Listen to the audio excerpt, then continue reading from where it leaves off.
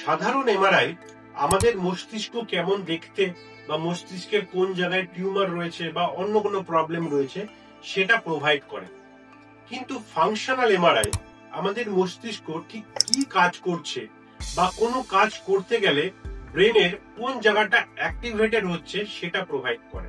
তো আসুন জেনে নিই এই ফাংশনাল এমআরআই কি এবং তা কিভাবে করা হয়। ফাংশনাল এমআরআই যখন করা হয় তখন রোগীকে বলা হয় যে আপনি কোনো একটা ছবি দেখুন বা কিছু জিনিস কল্পনা করুন অথবা আপনার হাতটা তুলুন, এবং এই সব ক্ষেত্রে কিন্তু আমাদের ব্রেনের একটা পার্টিকুলার রিজিয়ন অ্যাক্টিভেটেড হয় এবং সেখানকার ব্লাড সার্কুলেশন বেড়ে যায়, সেখানকার অক্সিজেন ডিমান্ডও বেড়ে যায়।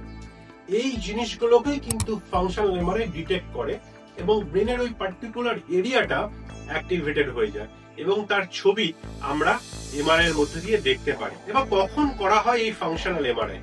যদি ব্রেনের খুব এলোকুয়েন্ট এরিয়া বা ইম্পর্টেন্ট এরিয়ার মধ্যে ব্রেন টিউমার থাকে তখন কিন্তু অপারেশনের আগে এই ফাংশনাল এমআরআই অ্যাডভাইস করা হয়। এটা জানতে যে অপারেশনের সময় কোন রকম ঝুঁকি রয়েছে কিনা এই টিউমারটি বার করার ক্ষেত্রে, অথবা এপিলেপসি সার্জারির ক্ষেত্রেও কিন্তু ফাংশনাল এমআরআই ইউজ করা হয়।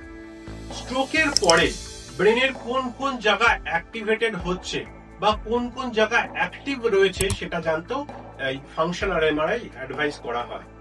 এবং কিছু ক্ষেত্রে আমরা নিউরোলজিক্যাল বা নিউরোসার্জিক্যাল রিসার্চের জন্য ফাংশনাল এমআরআই ইউজ করে থাকি। সুতরাং লাস্টলি আমি এটাই বলতে চাই, ফাংশনাল এমআরআই শুধুমাত্র ব্রেন কেমন দেখাচ্ছে তা দেখায় না, এটাও আমাদেরকে পোর্ট্রে করে যে ব্রেনের কোন জায়গা কিরকম কাজ করছে।